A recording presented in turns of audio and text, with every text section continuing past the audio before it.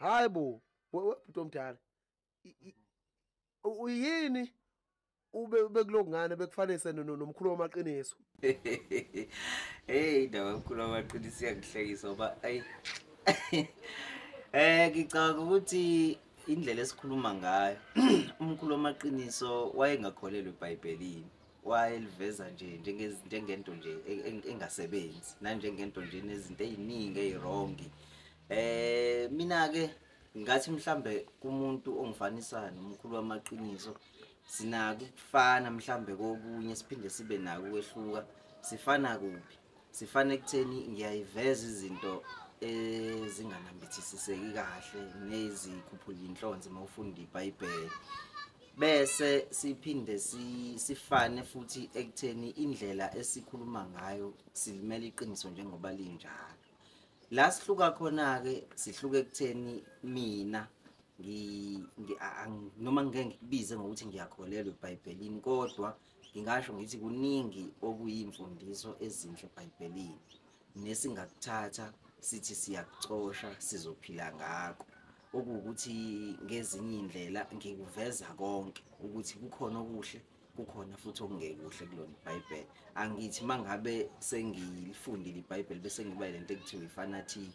Umuntu oyifanatic umuntu ongeke nhlobo umguqule entweni, ubheka phambili noma ngabe kuthiwa useyabona ukuthi kukhona ububi kuleyo nto, angabe safuna ukuthi bumbuleke lobo bubi, abheke lapha ekutheni hayi uzongiphazamisa mina ngibheke phambili.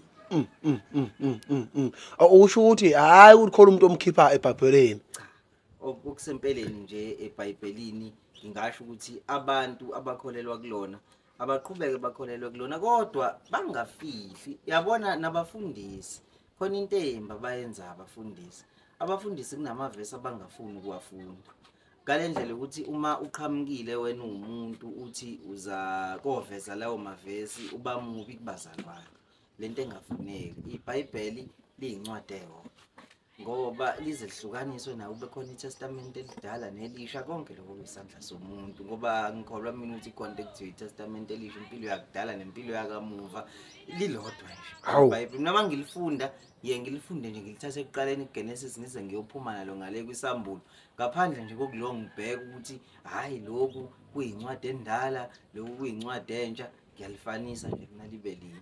Hey. Akusho ukuthi yonke into ayifundwe eseBhayibhelini. Ayifundwe yonke into eseBhayibhelini, kungaba khona amavesi esithi hayi la uma ingaka into efika ingiphathe kabi mina ukuthi mawusufika kulamavesi lawa anembuzo uzosekuthiwa hayi lawe engaqondile ukuthi wayeqonda ukuthi, kodwa mangabe kukhulunywa ngalawa amahle avuna yena umuntu umuzwe ethi uNkulunkulu uthi, angabe sasho ukuthi hayi wengaqondile ukuthi la wayeqonda ukuthi. Hey. Usho ukuthi abantu bengalikhulumeli iBhayibheli. Aliyikhulumele lona ngoba libhaliwe, alibuzi liyasho. Kunjalo nje liyasho iBhayibheli. Uma ngabe ufuna izinto ezinjalo ke ukuthi mhlambe khona abantu abolikhulumela, shona kososayensi, phuma enkonzweni, ngoba phela masithi thina incwadi kaNkulunkulu ayibanjwe njengoba injalo enkonzweni, ayibanjwe njengoba injalo. Bese kuba ukuthi ososayensi nabacwaningi bazocwaninga ukuthi ngempela kwenzeka lokho noma kukaze yini kwenzeka.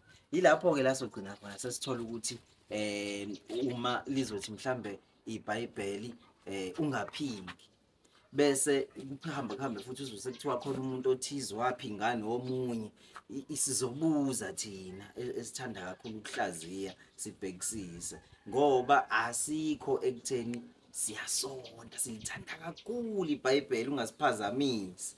Sibheka nje thina njengoba linjalo ukuthi hayi ke ngiyakuzwa ungiyala ngokuthi wena uthi angenza ukuthi nokuthi bese ukusekele eBhayibhelini. Ngaphi ke kokuthi sengiqhamuka nesinye isahluko ke manje esiphikisana naleso ukuze ke siliqonde kahle phela ngoba lindidiyela yezincwadi eziningi iBhayibheli. Singakhethe sifuna phela bese siyayiyeka ezinye.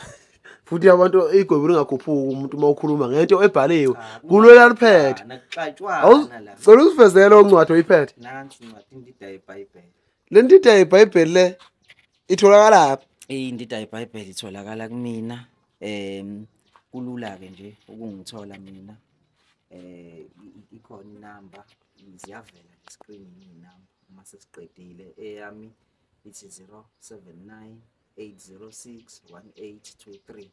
bese kuba ekadokotela usazela naye futhi umkhize naye futhi ngokunjalo izofika escreen bayithole incwadi. Awu madoda, hayi siyabonga, sazokugoxa kodwa. Hayi kulungile, ayikho inkinga, ngikwamukele lo. Uma sokhuluma nje ngencwadi engcwele, ayikho inkinga. Awu madoda.